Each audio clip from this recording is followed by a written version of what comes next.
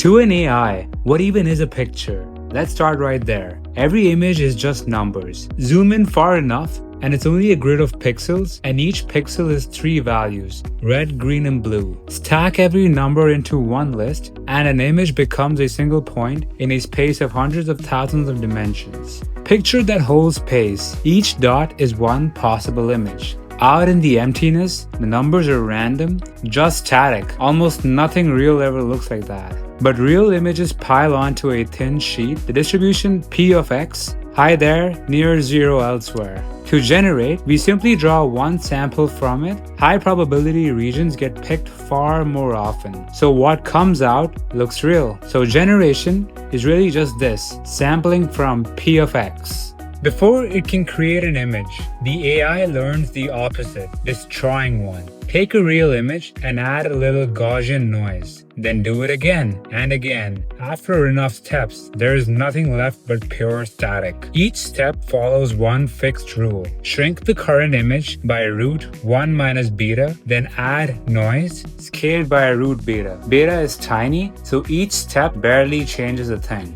Chain all those steps and the algebra collapses into one. You can jump straight to any time step. T, x minus t is the root alpha bar times the original image, plus root 1 minus alpha bar times noise. Slide t and you dial between image and noise. Plot those two weights against time. The signal starts at 1 and fades to 0. The noise starts at 0 and climbs to 1, crossing right in the middle. A fixed, known path from image to noise, and no neural network anywhere yet. Adding noise was easy. Going backward, noise to picture, is the hard part. Forward is a fixed formula, reverse is not. The same static could have come from countless different images. So instead of solving it, we train a network to guess the way back. Each backward step is an educated guess. Given the noisy image, the network predicts the center of a bell curve, a slightly cleaner image. The next image is a sample drawn from the curve, one step less noisy than before.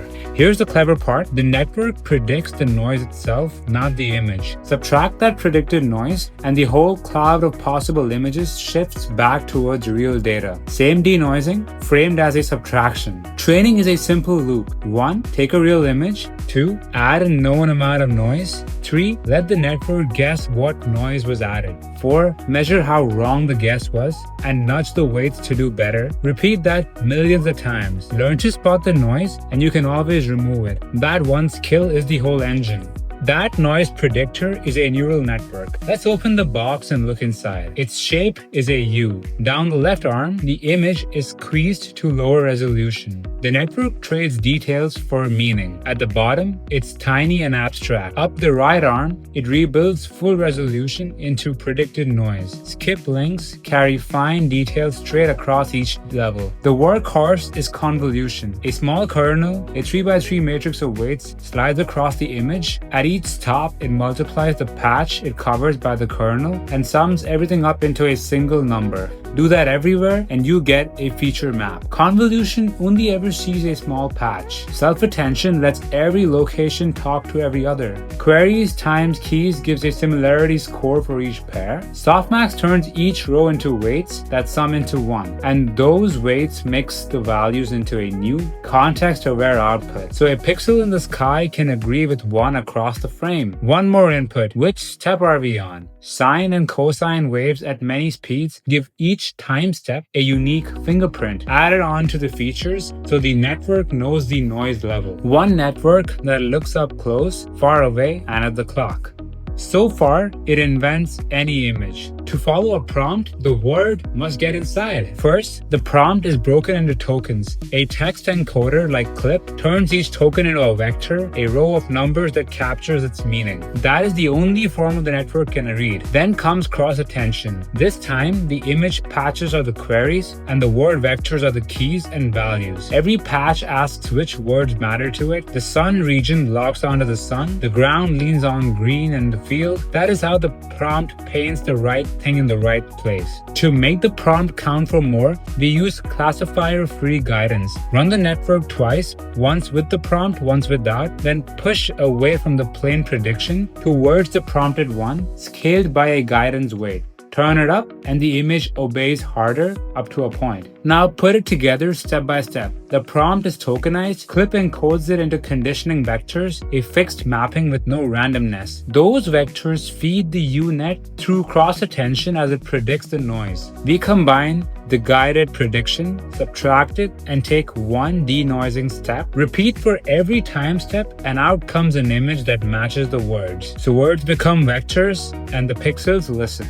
Training is done. Now the real magic, making an image out of nothing at all. Start with a square of pure random noise. This is X of t. Feed it to the trained network. Take one small step cleaner, then feed the result back in. Do that again and again, 1,000 times, and a real image slowly emerges from the static. Every step is a single formula. First, predict the noise, then subtract a scaled slice of it, nudging the image cleaner. Finally, add a little fresh noise back in. That last term is what keeps each run a genuine random draw, instead of one fixed answer. Picture it on that landscape from the start. You begin as a random dot, far out in the emptiness, and every step nudges you a little further downhill onto the thin sheet where real images live. 1,000 steps is slow. Faster samplers like DDIM take bigger deterministic jumps instead of tiny random ones, and quality barely drops. 30 careful steps can look as good as 1,000. Noise in, a few dozen steps, and image out.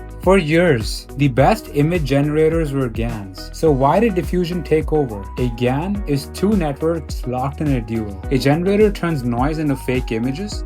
A discriminator judges each one, real or fake. The generator wants to fool the judge wants to catch it. Two expectation terms, one min-max game. But that duel is fragile. Training can swing wildly and never settle. Worse, the generator can mode collapse. It finds a handful of images that reliably fool the judge and just stops exploring. So it misses most of the variety in the data. Diffusion trades the duel for a plain regression. Just predict the noise. The loss falls smoothly and stably. And because it learns the entire distribution, its samples spread across every mode.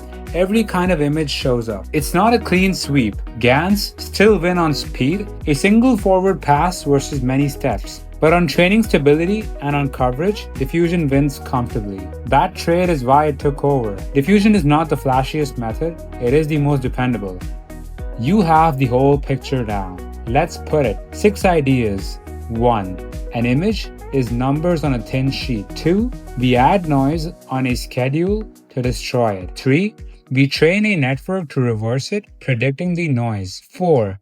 That network is a U-net with attention. 5. Words steer it via cross-attention and guidance. 6. We sample noise into an image. As one machine, a prompt goes through the text encoder into conditioning vectors. We start from pure Gaussian noise. The U-net reads both and predicts the noise. We subtract it and take a step. Repeat a few dozen times, following the same loop, and a finished image appears, a sample from P of X. 3 equations carry it all forward. Blend the image with noise. Train. Match the predicted noise to the real noise and watch the loss fail. Sample. Subtract and step over and over until static becomes a noise. That is how AI paints from noise. Destroy an image, learn to undo it, and run the undo on pure static.